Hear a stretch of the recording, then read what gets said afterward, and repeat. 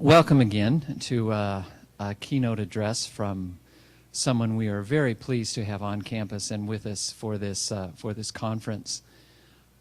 AESOhanian is someone well known among educators, among administrators, among the public at large, and she has made herself, of course, well known to politicians, I am sure. She has written several books. Some of them I'd like to suggest to you. My students and I have enjoyed reading in our Foundations of American Education course her newest book, authored with Kathy Emery, Why is Corporate America Bashing Our Schools?, out from Heinemann Publishers in 2004. You can also go back just a few years and find What Happened to Recess and Why Are Our Children Struggling in Kindergarten, from McGraw-Hill in 2002. Caught in the Middle, Non-Standard Kids in a Killing Curriculum, Heinemann 2001. One Size Fits Few, The Folly of Educational Standards, from Heinemann 1999. And you can find lots more that Susan has written and thought about by visiting her website, which is a very interesting, dynamic, alive, charged website. That's SusanOhanian.org, and I do commend it for your next session of internet browsing. Susan is a longtime teacher. She promises some stories from some of her teaching experiences, from elementary school to 10 years at the middle school to high school to working with college students. Someone who has thought long and hard about teaching in schools. Please help me welcome SusanOhanian.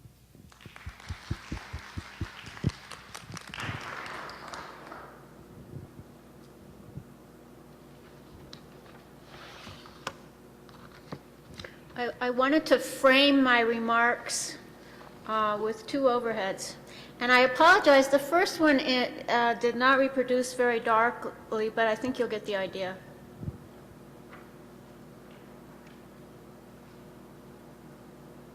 Mom is saying, how was your first day of kindergarten? And the kid is carrying a very heavy backpack, can't talk, I'm already lagging behind in my test scores. And that really isn't a joke, because now they're talking about dibbles for preschool. And I'll talk a little bit more about dibbles in a few minutes. The second overhead I wanted to show is a poem.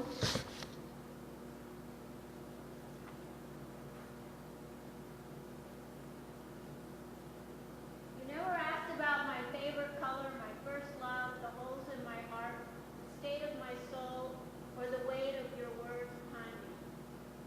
And this is by Amy Alban, a Texas student. It was published in Quiet Storm's Voices from Young Black Poets. It bothers me when we're talking about why kids hate school that we don't ask them. I did a little poll, and I asked kids around the country why they hate school, and I call it the vomit index. Getting up before dawn and waiting for the bus in the dark, when all research tells us that particularly middle schoolers and high schoolers need more sleep, and getting them out of bed really early is the worst thing we can do in terms of school performance. Excessive homework. I get lots of email on my website, and a lot of it is from parents complaining about the amount of homework their children have. Other things would be pretty easy to remedy. They hate it because you can't get a drink when you're thirsty. I had a friend who was a 5th grade teacher, and she asked her students, what one thing could I do to make your school day more pleasant? And what came up more than anything else was getting a drink. So she provided them with little cups of water on their desk. I mean, how tough is that? Number 4, assigned seats. One that came up very often and something that I've written about from my teaching days, dirty, unsafe bathrooms, usually without toilet paper, towels, or soap. I wrote a long article for Phi Delta Kappan about my struggle to get toilet paper in the ladies' room that fit the dispenser. And it was a long struggle that went all the way to OSHA, trying to get that system fixed. Bullying, excessive worksheets and memorization, shortening of lunchtime, disappearance of recess, the disappearance of choice. Learning centers are disappearing from elementary school and electives from high school. One 10th grader suggested, why don't teachers ever ask me, how am I doing? And the I means the teacher. In other words, the teacher stands up there and says to the class, well, how am I doing, boys and girls? We can guess why that might not happen. But this student suggests that the teacher should ask, well, what's good and what's bad? Ask what students need. A 6th grader said, teachers think I'm dumber than I really am. They don't listen to what I say. A lot of students complain that tests are the only thing that count. Schools try to teach a million things at the same time. There's a place in Birmingham, Alabama called the WU, the World of Opportunity. The man leading that school was a GE teacher for adult ed, and he noticed that a lot of high schoolers were coming in and trying to get into his adult ed class, and he asked them why they weren't in regular school, and they showed him their termination papers from the school district, and all of the papers read the same thing: terminated, reason, lack of interest. And he asked himself, how much lack of interest could there be when they're trying to get back into school? They've been kicked out and now they're trying to get back in. So he began to investigate, and he found out that between the last day of average daily attendance count for state funding and the day that the SATs were going to be given to high schoolers, 350 students had been officially terminated, meaning they kept them around just long enough to keep the money, but they wanted to get them out before the test was given, because Birmingham at that time was in danger of being taken over by the state if they didn't improve their test scores. And what's the easiest way to raise your test scores? Get rid of probable low scorers, and that's exactly what they did. So he started the World of Opportunity. Well, in the meantime, he was in college at the time. He wrote a paper about this and was fired by the Board of Education, and so he started the World of Opportunity. And a group of us activists from around the country were so impressed with what he had done that we went to Birmingham to visit the school and work with the students. And then we sat around trying to figure out what we could do to help them. And we came up with the idea of a CD, which is called No Child Left Behind, Bring Back the Joy. It's 15 songs of resistance against No Child Left Behind. And if you'd like a copy, they're $10. And all the money goes to the WU. And it's professionally done. One of the singers on there is a former Kingston trio. The songs are of that era, of my era. A lot of them are parody lyrics to familiar songs and some original songs. Just as an example, one of the young women terminated for lack of interest is now in the honors program at the University of Alabama. When she took the GED, she scored 100% on the literacy part.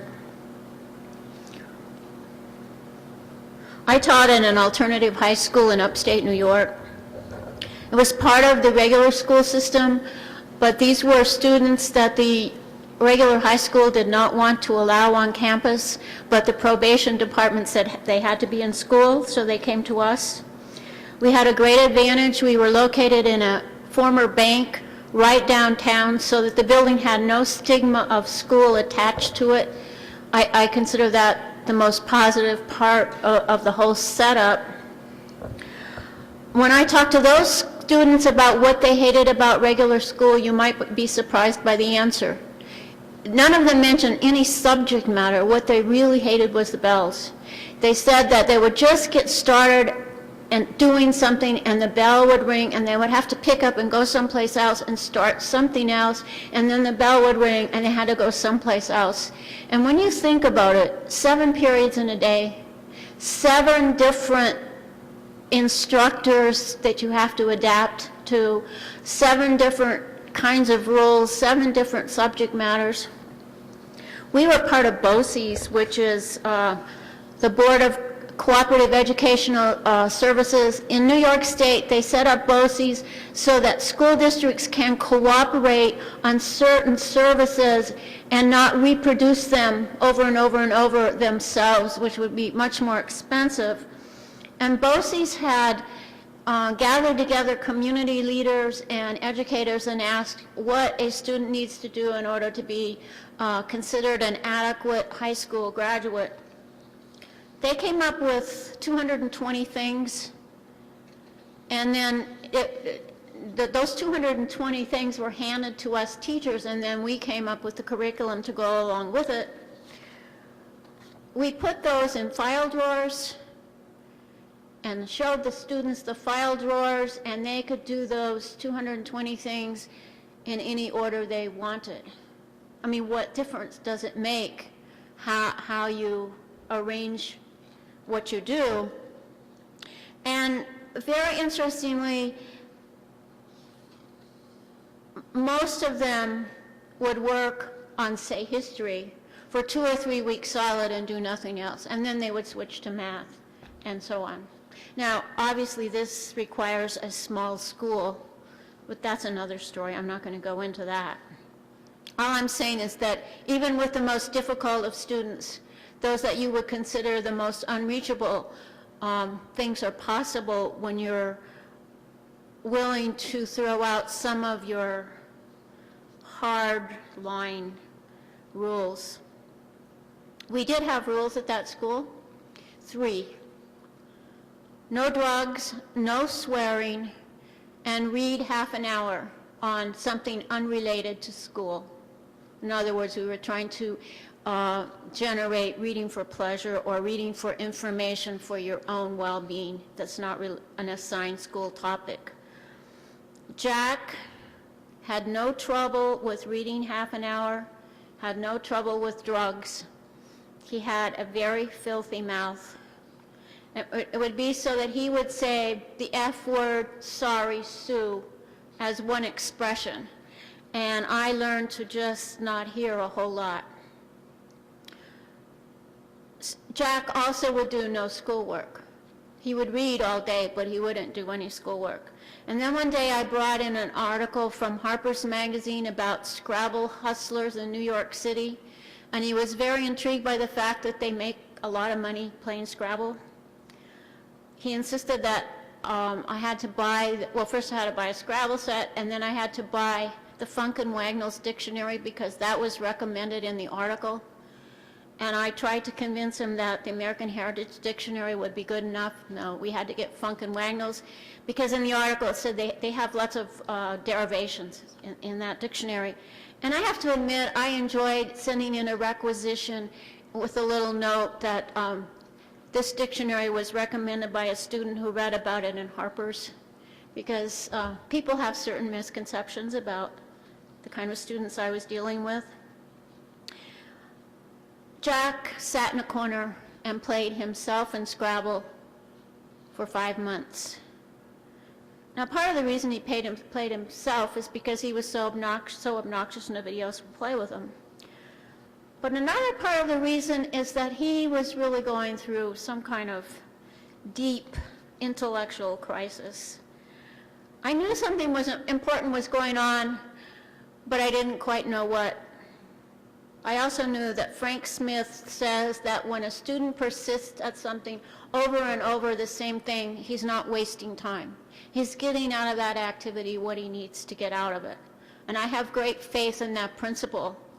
And so I didn't argue about Jack playing Scrabble, I admit I got nervous. And my boss would come in and he'd look over in the corner and say, "Jack still playing Scrabble?" And I would smile and say, "Jack is still working at Scrabble." At the end of about 5 months, he challenged me to a game and beat me by several hundred points.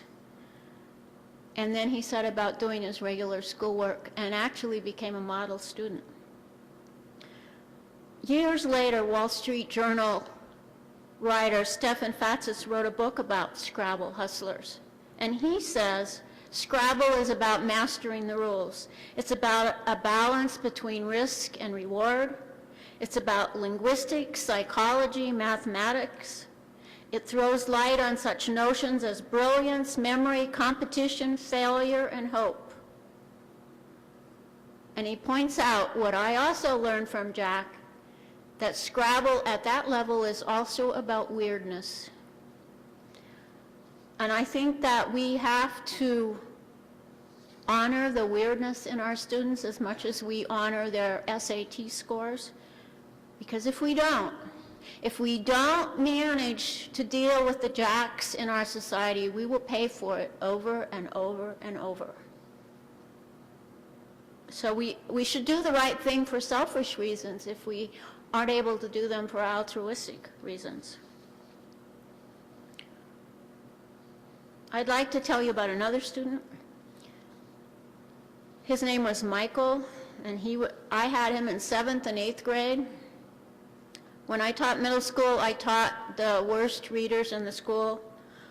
I made a deal with my principal that I would take the worst kids if I could have them 2 periods a day, because I felt if they could have language arts for 2 periods, we might have a chance to improve their skills before they went on to high school.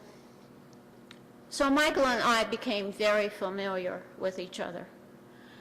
And very early on, I told all of my students that I was going to write them a letter every day, and I expected them to write me an answer. And they looked at me as though I were nuts. Why would they write me a letter when I was standing right there? But I can be very stubborn, and I persisted and insisted on those notes. And they began to look forward to those notes. Michael complained more than anybody else, and yet when he went on vacation in Florida, he took his notebook with him and wrote me notes every day, even though I wasn't there to answer. They were just little 3x5 spiral-bound notebooks. I found through trial and error that it was really important to have them in a permanent form because kids like to go back and read old notes. And they would go through a lot of those notebooks in a year.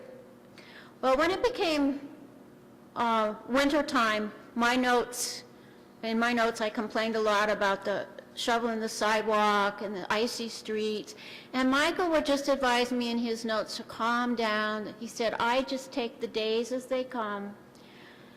When spring came around, I began asking the kids what the first signs of spring were. And I told them, for me, it's the asparagus ads in the newspaper. And they thought that was such a typical teacher thing to say. They gave me a very hard time about it. But they began tearing ads out of the newspaper and sticking them on my desk. Who could find the best buy on asparagus for Mrs. Ohanian? And I want to show you one of Michael's letters, because he definitely won the contest on asparagus buys.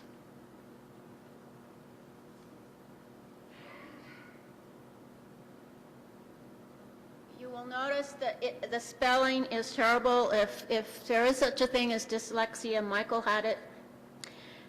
Dear Mrs. O, as you know, I went to Boston Friday. It was a lot of fun. When I first got to Boston, we drove around looking for a parking place. We found one, and then we got out of the car. We walked to a fancy market and had a bite to eat.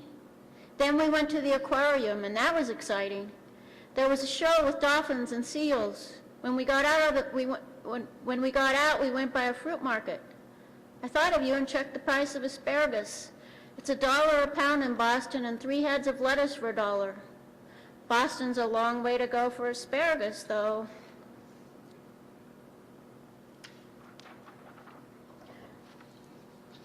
When Michael graduated from 8th grade, his mother wrote me a lovely thank you note, thanking me for everything I had done. And she said, I was going to phone and thank you, but Michael told me to write a note. He says that when you really care about somebody and you want to tell them something really important, you write a letter. And it seems to me that we teachers are the curriculum. That's what's really scary about what we do. We teach things to students with every breath we take. They are noticing. And if Michael were in school today, in New York State, he'd be denied a high school diploma. Then he couldn't get work as a plumber, a beautician, an auto mechanic, a bus driver, a draftsman, and on and on and on. There's kind of a happy end to this story. He graduated in the days of the minimum competency exam, and so he did get a high school diploma. And I read his letter just about every time I give a talk because it does express the values that I hold dear as a teacher. And I read it one night at State University of New York, and I had given a little more description of who he was, and a teacher came up and said, is that really, and she gave his real name, and I said yes, and she said, well, she was his first grade teacher, and she still lives next door to his mom. And Michael, this day, is a chef in a very high-class restaurant in Connecticut, making a whole lot of money. And I stand here to take partial credit because, after all, I introduced him to an interest in asparagus. We don't know why things happen the way we do. That's why it's so important to do the right thing. In Tennessee, a teacher was reprimanded for talking to a first grader who was crying over a test. An adult monitor reported that a first grade teacher talked to children crying, just told them to do their best. The reporter assured the public reading the paper, test results were not affected and will remain valid in the system's bank of testing data. What about a 6-year-old's tears? Do you want somebody teaching your 6-year-old who won't stop for tears? Knowledge without conscience is the ruin of our soul, and I think we are in grave jeopardy right now. What good are the statistics about children if our hearts are cold?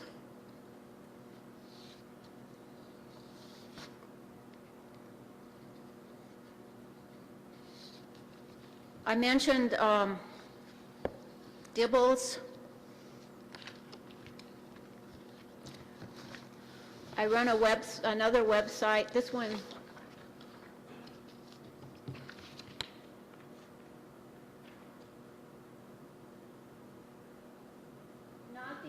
Not the official Dibbles website. The Dibbles lawyers made us put the "not the" in front of the Dibbles Clearinghouse. For those of you who don't know, Dibbles is a quick and easy test to find out certain things about children in the primary grades.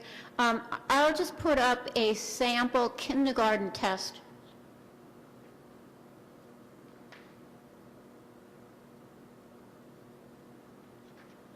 This is pretty much required by the Reading First portion of No Child Left Behind.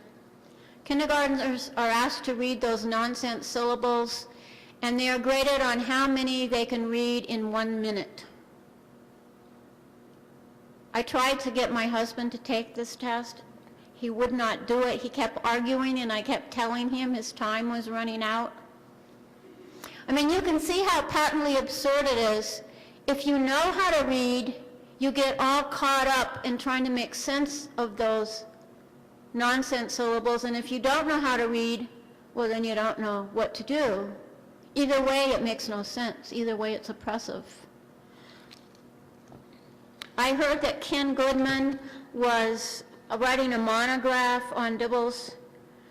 And so I asked him if my little education group in Vermont could publish it. And again, if any of you are interested, we're selling it for the cost of publication, $6. It's a good explanation of what it is and why parents should fight it and why teachers should refuse to do it.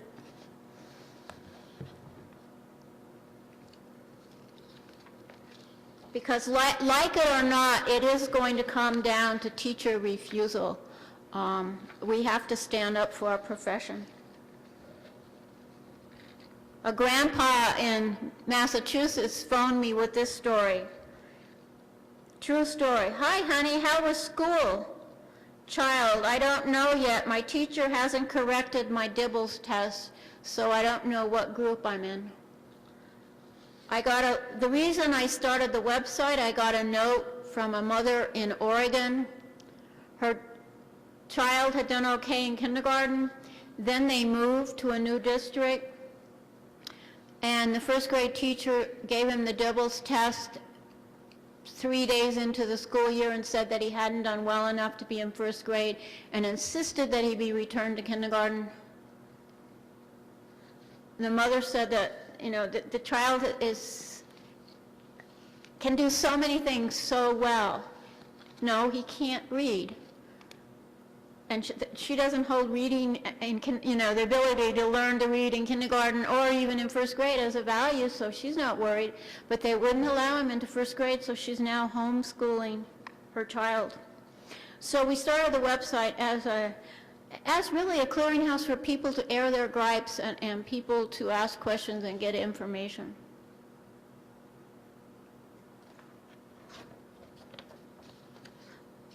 I never thought, I'm such a defender of public schools, I never thought the day would come when I would support a parent's decision to homeschool.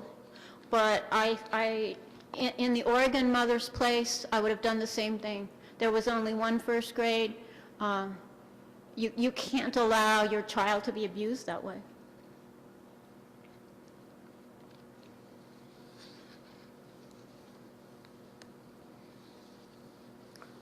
And when I say no,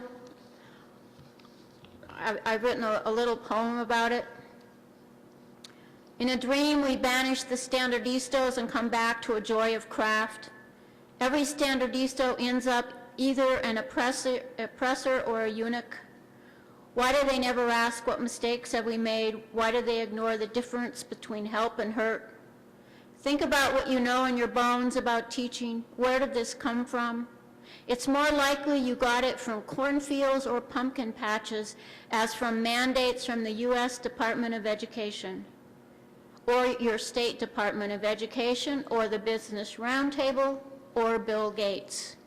They have us marching right, left, right, left, right, left. Wrong, wrong, wrong, wrong for children. Think about it. What's wrong for children turns out to be wrong for teachers too. Wouldn't this insight make a great tattoo? In your school, where would you dare to put it? On your forehead or on your butt? Now workbooks are delivered by a committee of straw-sold entrepreneurs. The bullies and their henchmen terrorize us with mandates, which is why we need a poem every day. Education as business standardistos desperately inventing a new arsenal of no's. No animals, no construction paper, no glitter, no dodgeball, no euphoria, no foolhardiness, no Halloween, no immaturity, no jump rope, no knock-knock jokes, no lavatory passes, no music, no naps, no parties, no questions, only answers. No recess, no story time, no whimsy, no yakety yak. In a world of answers, I have a question. Where do standardistos keep their silver bullets?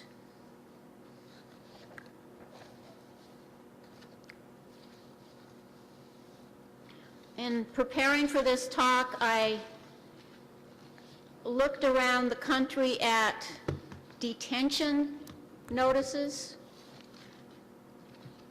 And here's a popular one.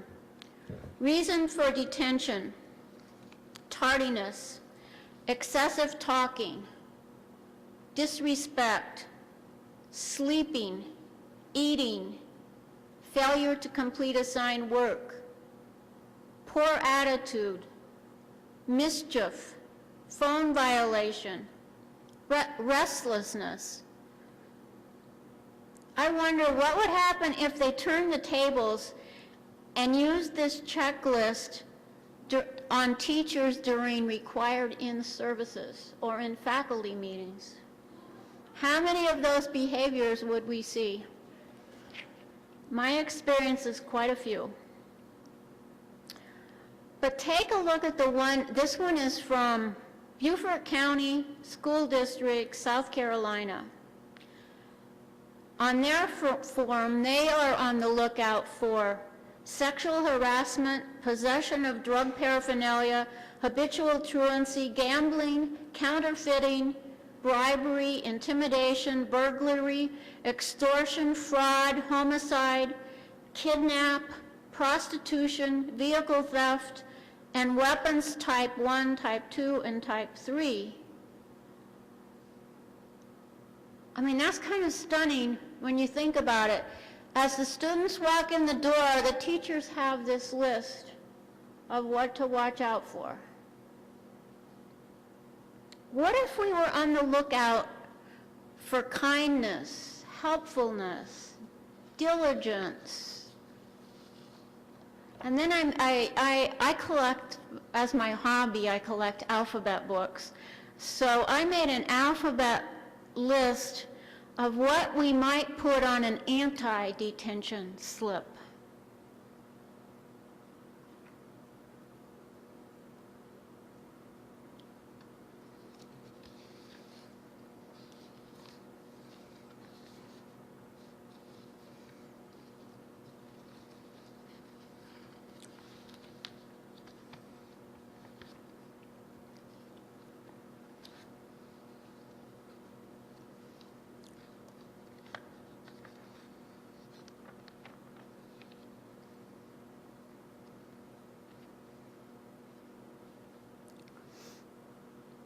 I also made a 10 commandments of No Child Left Behind.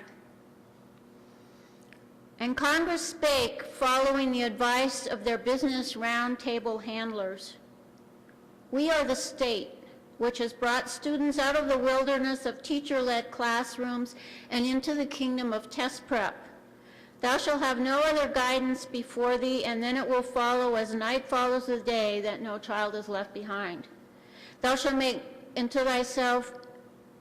not make unto thyself any graven images, nor any likeness of anything that contradicts the standards and their tests. For the state is a jealous God, visiting the iniquity of the fathers upon the children into the third and fourth generation of them who do not obey. Thou shalt not take the name of the standards thy God in vain, for the state, nor the testing company will not hold him guiltless that takes their name in vain.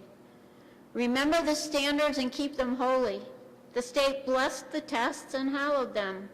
Thy adequate yearly progress shall comfort thee. Honor thy standards, that thy days as teachers may be long upon the land of direct instruction which the state gives you. Thou shalt not kill standardistas. Thou shalt not have intercourse with any other than thy lawful standards and test prep materials. Thou shalt not steal time away from the standards in preparation for state tests for frivolous matters. Thou shalt not bear false witness against the standards. Thou shalt not covet lesson plans of bygone times, nor shalt thou covet libraries, books, recess, art, music, or anything else that went before. In these days comes a band of the Reading First 73 to preach to the multitudes. Verily we say unto you, seeking Title I funds, among the skills of reading, none is greater than phonemic awareness.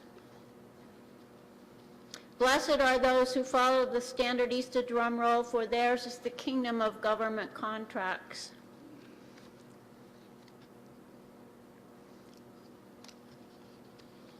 But there is another way, as I suggest in the title my talk, is it such a radical idea to ask children if they're happy? Ask them and then stand around and listen for the answers? What if we started out each day with the suggestion, think of one thing that could make this day better for you, better for all of us. And then end the day with, how was the day? Was it a good day? What could we have done to have made it better? Couldn't we steal a few minutes from the test prep curriculum to do that? I'm afraid that many of our schools operate today on the principle articulated by that Athenian lawmaker Solon, count no man happy until he is dead. I mean, that seems to be what's exemplified in the Beaufort County detention forum. You know, our nation was founded on, we hold these truths to be self-evident that all men are created equal. They are endowed by their Creator with certain unalienable rights. Among these are life, liberty, and the pursuit of happiness. Have you heard any of our congressional leaders standing up in Congress and declaring the pursuit of happiness as a birthright of our children? And Jeremy Betham pointed out, if we really want to be happy, we need some concept of the common good toward which we all contribute. And it seems to me that that is one of the purposes of public education, the common good. It's why we should fight very hard to prevent this splittering off from public education into vouchers, which I am one of those who believes is the real purpose of No Child Left Behind. In 1972, the king of Bhutan declared that his small Himalayan country, which is about the size of Switzerland, would henceforth measure progress with gross national happiness instead of gross national product.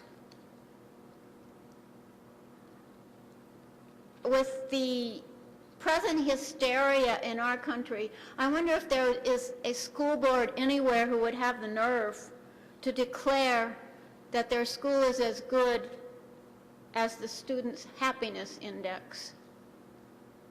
I mean, what really bothers me about what's going on is that kids only get one crack at childhood. And we are destroying that for a whole generation. Absolutely destroying it. We are telling kids in kindergarten that they're not good enough. They don't measure up. They're inadequate. There are lots of districts where they hold kids back in kindergarten if they haven't learned to read. They have homework of flashcards of, the words they're supposed to learn each night. There's a scandal brewing in Massachusetts right now where they're holding back 8th graders that they predict won't pass the 10th grade exit exam. It's given 1st and 10th grade, and then kids have more opportunities to pass it. So they're holding kids in 8th grade because they want to make their 10th grade scores look good. A greater percentage of kids passing. They're holding kids back in kindergarten for the same reason, for those 10th grade exit exam scores. When all research tells us that holding kids back in school has very negative effects. Hold them back once and there's a 50% chance that they will never graduate. Hold them back twice and it's up to 100%. That research has been done over and over and over for decades, and yet our political imperatives are still causing us to hold kids back so that the test score percentages will look better. I think we're going to raise, or we are raising, a generation of children who are going to be very, very angry adults, and there's going to be hell to pay. So again, even if we didn't worry about these things because it's the right thing to do, we should worry about them for the sake of our own futures in the society they will make. There was an interesting article, and what really got me up in this happiness index, the New York Times had an article a couple years ago about research done by McDonald's and Kentucky Fried Chicken. They're trying to figure out if cows and pigs are happy. I kid you not, this was in the science section. They ask such questions as, do pigs feel pain? What do chickens really want? And I read that article and I thought, well, if Kentucky Fried Chicken and McDonald's can ask those questions, shouldn't we be asking them? What causes kindergartners to feel pain? Are fifth graders ever happy? What do seventh graders really want? Why aren't these questions of supreme academic intellectual interest?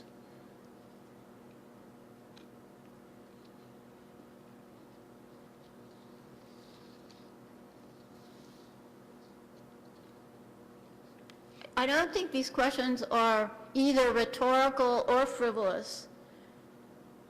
Again, the cruelty of No Child Left Behind puts childhood at grave risk. I think my worst story about that is what happened in Indianapolis. On September 11th and 12th, 2001, a date that I'm sure you are familiar with. It was September 11th, 2001 was the first date of scheduled state testing. So when the disaster happened in New York City, the school administrators had a conference and decided to keep quiet and go on with the test. And they went on with the test the next day because they reasoned that students should be able to compartmentalize their emotions, shove aside those emotions, and concentrate on the work required by the state. And you think about your own emotions on those days and ask yourself if you were able to compartmentalize them. And what kind of a school ethos is that would set aside emotions that were engulfing the nation in order to do the work required by the state? There's a wonderful book by Barbara Kingsolver called Holding the Line, Women in the Great Arizona Mine Strike of 1983. And one of the strikers, whose name was Jean Lopez, said, "My main hope for my kids now is they grow up to be good adults. I don't have high expectations that they be doctors, lawyers, whatever. If that's what they want, that's fine. But now I just want them to be good-feeling people. I want them to understand causes. I want them to be able to recognize when an injustice is being done. If they see someone being treated unfairly, I want them to stand up and speak out, to tell it like it is." Here's a note I received from a mother right before I came here. "My son is now 15 and in the 9th grade. He doesn't do anything but put his head down in class and sleep. That's the extent of his work. I have to go to school and explain what needs to be done. In the past 2 days, I've received emails that he has 0 for not doing his work. This means totally nothing to him. We've lost him. It's a long story. I know he needs something else. I just don't know what to do anymore." And then she asks me if I have any advice. I get a lot of notes like that, and I'll tell you, it's devastating to not have much advice. I want to show one more overhead because rigor is such a word that's used by so many people these days, from your congressman to your newspaper editorialist to Bill Gates. The next time you see rigor in print or hear it coming out of the mouth of a corporate political, please think about what it means.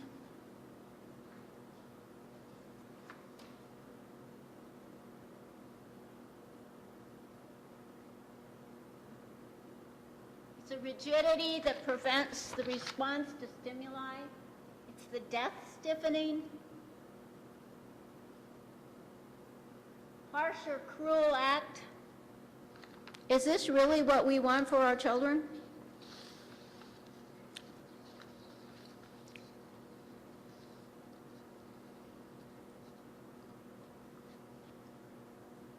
Dante says that the hottest places in hell are reserved for those who in time of great moral crisis maintain their neutrality. I suggest that we should all read Antigone. She does not flinch from the moral imperative to bury her dead brother. Despite her king's command that she must not do this, Antigone chooses family over state. And I think we have to choose children over state. And in closing, I would just like to offer 2 short stories. The first one comes from my first year of teaching. I received an emergency credential to teach English in New York City, high school English. I had never prepared to be a teacher. I had a master's degree in medieval literature, but they were issuing emergency credentials. I had a really tough time, but I had a wonderful department chairman who came in once a week and gave me some little tips of practical things I could do to reduce chaos. And when he came in for the official stand up and show lesson that they have to write up, I gave a lecture on Julius Caesar, and he said that it went pretty well, but that he was bothered by a student in the back of the room who read a newspaper through the whole thing. He told me that at one point he leaned across the aisle and said to her, "Don't you think you should put that paper away and listen to what your teacher's saying?" And she said, "Who the hell are you? If she wants me to put that paper away, let her tell me." And I took a deep breath and I said to him, "Well, when you think about it, who the hell are you? I made a mistake. I didn't introduce you. So you come in carrying your briefcase and writing all your notes. She doesn't know who you are.